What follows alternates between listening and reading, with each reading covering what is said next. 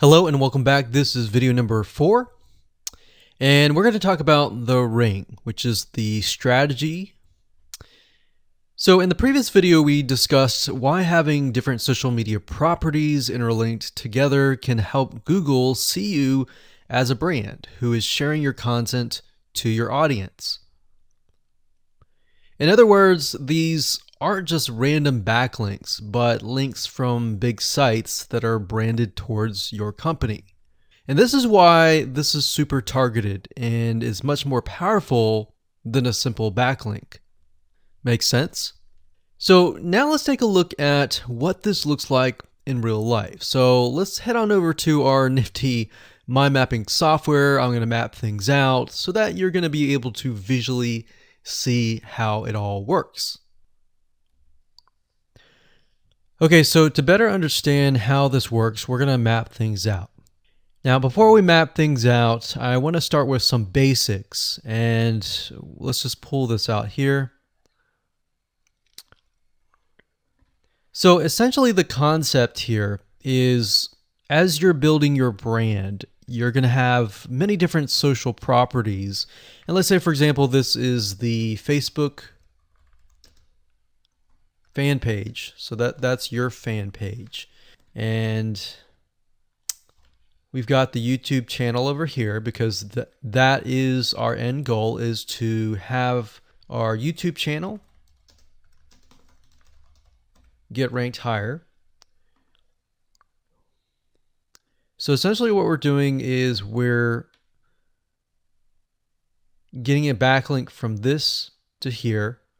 And this could be Facebook, it could be Twitter, it could be Instagram, it could be any other social media platform. But it has to be branded towards you. It can't just be somebody else's fan page unless it is actually related. But if it's related and if it's branded as yours and it's linking to your YouTube channel, that essentially is a vote of confidence, but also it shows YouTube that you're interlinking. So that's basically the concept here.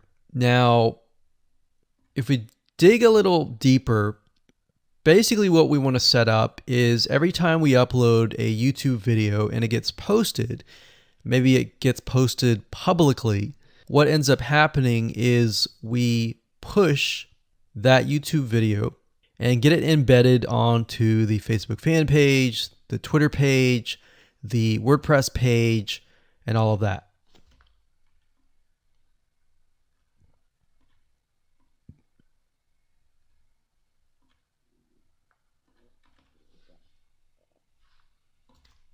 So we'll put Twitter.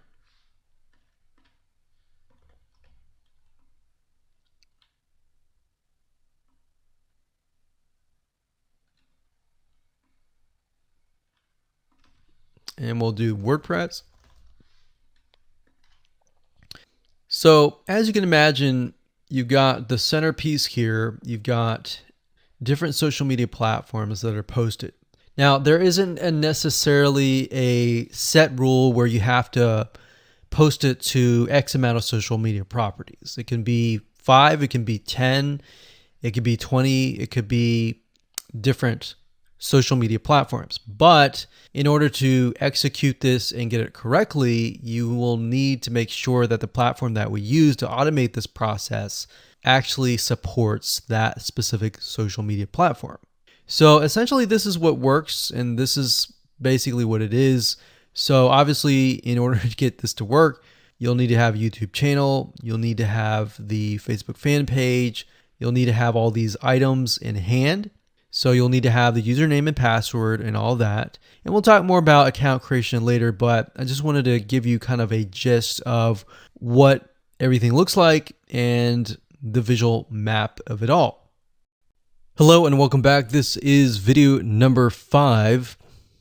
We're going to talk about how to automate the ring. Now that you understand how everything is interlinked, how everything is connected, and how you can kind of be creative and make your own ring. So after viewing the previous video, you can imagine how tedious and overwhelming it is to have to maintain the ring, much less get it set up yourself. But lucky for you, there is a way to automate it once you have set things up. It's getting things set up is the tedious process.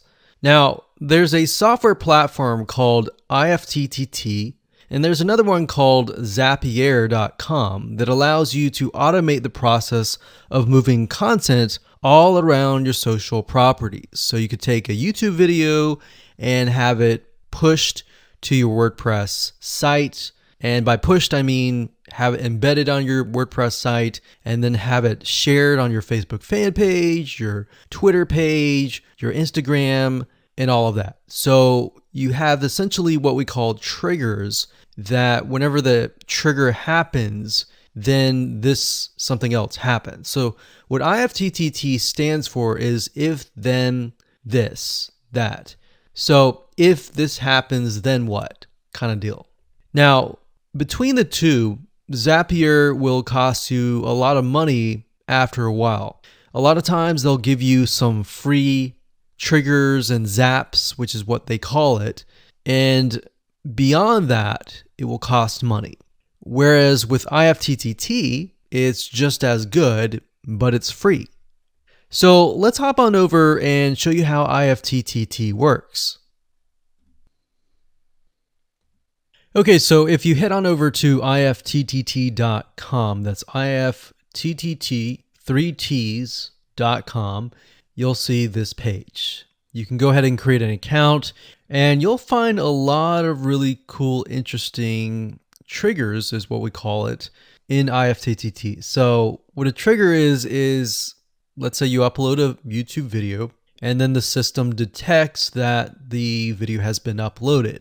What do you want to happen after that happens? So if YouTube video has been uploaded, then post it to WordPress. Then after that, take the post on WordPress, maybe post it elsewhere, or post the YouTube video to Twitter, and so forth and so forth. So as you can imagine, this does get tedious, but if you map things out, if you know ahead of time what it's going to look like, then you can simply look at it and say, okay, I'm pointing YouTube to Twitter. So anytime video has been uploaded to YouTube, then it simply gets pushed or embedded into Twitter. So we need to make a IFTTT trigger for that. So to do that, it's very easy. All you have to do is go to My Applets up here, and you can do a search for applets. Now, services over here, I'm not going to click that, but this tab here allows you to essentially connect to all of the services that you're going to be using. So for example, as you can see here, I've got Tumblr to Weebly, RSS to Google Drive, a YouTube like to OneNote, YouTube like to Facebook page. And the reason why you might want to have YouTube likes is, let's say for example that you already have maybe 50 videos on your YouTube channel, but you want to find a way to get those videos embedded. So what we figured out is that YouTube likes is the way to go. So obviously you can't re-upload a video that hasn't already been uploaded and is already getting thousands of views. The way you go about it is create a YouTube like trigger so that you can simply like it, and then it gets posted to throughout your network. Now, as you can see here, you can easily get lost in the mix of everything. So that's why I said visually map everything out first, and then from that point, then you can simply go in and set things up. So like Blogger to Weebly, YouTube to Facebook, YouTube to Blogger, YouTube to Instapaper, YouTube to DIIGO, YouTube to Google Plus page via Buffer, and all that. And we got YouTube to Tumblr, YouTube to Twitter. So it can go on and on and on if you really wanted to, or you can simply pick and choose what you want and what you don't want and go from there. Now, in order to turn them on, you can simply click here to turn them on. But for the sake of just showing you, this is what it looks like. So as you can see, the Tumblr to Weebly is activated. So when it is activated, it'll have the on button and the green light. Hello and welcome to video number 6, and we're going to talk about account creation. Okay, so obviously in order to set up the IFTTT ring, you need to have accounts for all of your branded social properties. So in other words, you need to have the username and password for Facebook, for Twitter, for all the other social media properties.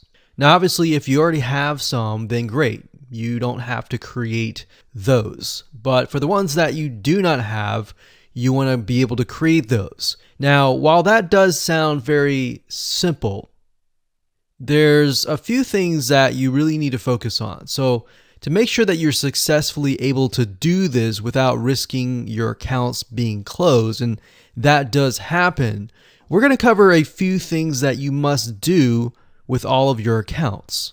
In fact, some of our accounts have been banned or closed by mistake because it has to be done a certain way. So you need to make sure that you have everything correct.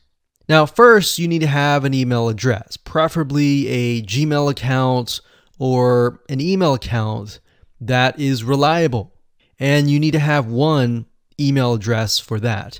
Typically, you want to have something that is branded as well, because you never know with these social media platforms if they're analyzing every step of the process. Now, most social media accounts we have found require you to have a unique telephone number. So you will need to use either yours or you'll need to get one. If you don't have one and you don't want to use your personal telephone, there are several places to get unique telephone numbers that can be used for both voice and SMS. And the reason why you want to have it for SMS as well is because some of these social media platforms will send you a text message. Now, one in particular that we use is called line2.com. That's line2.com. And of course, there are many out there, but this is just one that we have tested and it works really well. So a lot of times when you create a brand new social media property, an account, you need to have a unique telephone number.